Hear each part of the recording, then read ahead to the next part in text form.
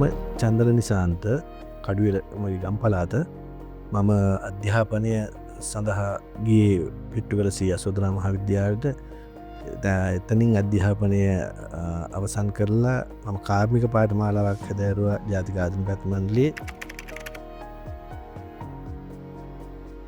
මම වගේ පාඨමාලාව හැදෑරීමෙන් පසුව ලංකාවේ ජනරේටර් නඩත්තු කරන ආයතනයකට සේවයට බැඳෙනවා. එතනදී මට අවස්ථාවක් උදා වෙනවා මාලදිවයිනේ වැඩ කටයුතු කිරීම සඳහා. එතන වැඩ කටයුතු කරලා අපම ලංකාවට එනවා. ඒ ලංකාවේ තුළ වැඩ කිරීමෙන් පසු මට අවස්ථාවක් උදා වෙනවා මියන්මාර් රාජ්‍ය බලා පිටත් වෙන්න. මියන්මාර් රාජ්‍යයේදී මට විවිධාකාර ජාතීන් හම්බෙනවා. ඒගොල්ලන්ගෙන් මට හොඳ සහයෝගයක් දැනුමක් මේ හැම දෙයකටම මට ලැබුණා. ඒ අත්දැකීම් හැමදේම අරගෙන මම මියන්මාර් රාජ්‍යයේ මාස 18ක කාලයක් මං රැකියාව කරනවා. ඊට පස්සේ මම ආපහු ලංකාවට එනවා. ලංකාවට ඇවිල්ලා නැවතත් මම වෙනත් ජනරේටර් ආයතනයකට සම්බන්ධ වෙනවා. ඒගොල්ලොත් එක්ක සම්බන්ධ වෙලා වැඩ කරලා නැවතත් මම කටාර් රාජ්‍ය බලා පිටත් වෙනවා. කටාර් රාජ්‍යයේදී මට ගොඩාක් අත්දැකීම් ලැබෙනවා මගේ ජීවිතය තුළ. මොකද මම එකම බ්‍රෑන්ඩ් එක තමයි වැඩ කර හිටියේ. නමුත් කටාර් රාජ්‍යයේදී මට විශාල වශයෙන් යන්ත්‍ර සූත්‍ර හම්බෙනවා. මම ඒ අත්දැකීම්ත් ගන්නවා. එතනදී මට හම්බෙනවා ගොඩාක් විවිධ ජාතීන්.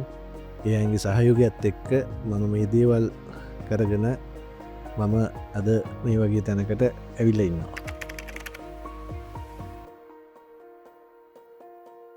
මම කටාර් රාජ්‍යයේ ඉඳලා නැවත ලංකාවට ඇවිල්ලා මම මගේම කියන ව්‍යාපාරයක් පටන් ගන්නවා ලංකාව තුළ. ඒක කරගෙන යද්දී කොරෝනා ලංකාවට එනවා. ඒ කොරෝනාය පැමිණීමත් සමග මගේ ව්‍යාපාරය අසාර්ථක වෙනවා. ඒක නිසා මට ඒ කරගෙන යන්න නැති නිසා නැවතත් මම කොරෝනා වලින් පසු නැවතත් මම මාලදිව රාජ්‍ය බලා පිටත් වෙනවා. ඒ පිටත් වෙලා මම කල්පනා කරනවා මගේ ජීවිතය දැන් අවුරුදු 23ක් මේ එක්ස්පීරියන්ස් මේ රටවල් ගත්ත අත්දැකීමත් එක්ක මගේම ව්‍යාපාරයක් ගොඩනගා ගන්න ඕනේ කියලා මම නැවතත් ලංකාවට ඇවිල්ලා මම කොරෝනා වලින් පස්සේ මම මගේම කියන ව්‍යාපාරයක් මම මාලදිවයිනේ ආරම්භ කරනවා RS ඉංජිනේරින් නමින්.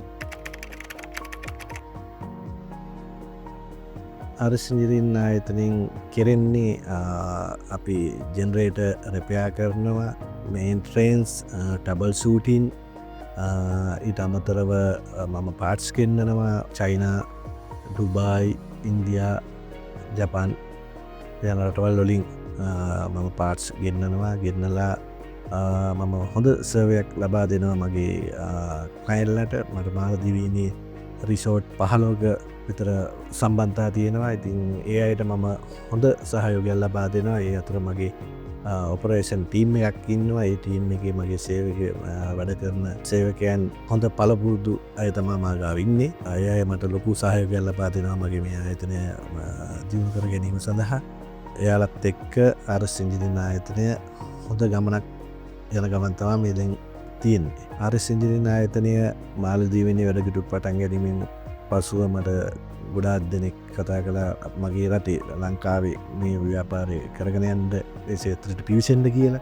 ඊට පස්සේ මම RS ග්ලෝබල් නමින් ලංකාවේ ආයතනය පටන් ගන්නවා. එතනත් මට ලොකු සහයෝගයක් දෙනවා මගේ ඉන්න සේවකයෝ. එයාලත් එක්ක මම ලංකාවේ මේ වැඩ කටයුතු පටන් ගන්නවා. දැන් මම ඒක සාර්ථකත්වයක් සඳහා ගමන් කරමින් ඉන්නවා. ඉතින් මම හැම වෙලේම හොඳ සේවයක් ලබා දෙන්න තමයි බලන්නේ මගේ ක්ලයන්ට්ලට.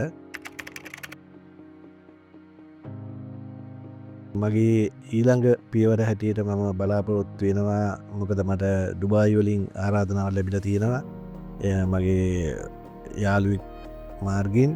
ඉතින් මම බලාපොරොත්තු වෙනවා මාලදිවයිනේ වගේම ඩුබායිහිත් මගේ මේ ව්‍යාපාර කටයුතු දියුණු කරගන්න. ඊට අමතරව මම මේ ස්මාර්ට් බාත්රූම් කව එකක් සතුව තියෙනවා. එය මම ඩුබායි වල ව්‍යාප්ත කර ගැනීමට මම මගේ මිතුරත් සමග මේ දිනවල කටයුතු කරමින් සිටිනවා. මේ බිස්නස් එකේදී මම ඇත්ත කියනවා. මොකද මම ආස නැහැ බොරු කරලා මේ දේවල් ගොඩනගා ගන්න. ඒ නිසා මම මේ සත්‍ය ප්‍රකාශ කරන එකත් මට ලොකු පිටුහලක් වෙලා තියෙනවා මගේ මේ බිස්නස් එක සාර්ථක කරගන්න.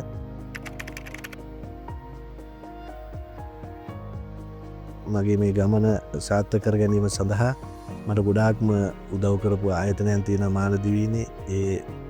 ඒ ආයතන හැටියට ගත්තොත් සික්සස් ලාමු, බතාලා රිසෝට්, තුඩුපුසි, කනහුරා, විලමණ්ඩු රිසෝට්වලට අමතරව තව එහි තියෙන කම්පැනිස් පවා මට ලොකු සහයෝගයක් දැක්වා. ඒ වගේ මගට නම් කිව් නොකී සියලු දෙනාටම මම මේලා ස්තුතිවන්ත වෙනවා. මට මගේ මේ ගමනේදී මට ගොඩාක් උදව් කළා අපේ රටේ අය වගේම ඉන්දියානු ජාතිකයන් පවා.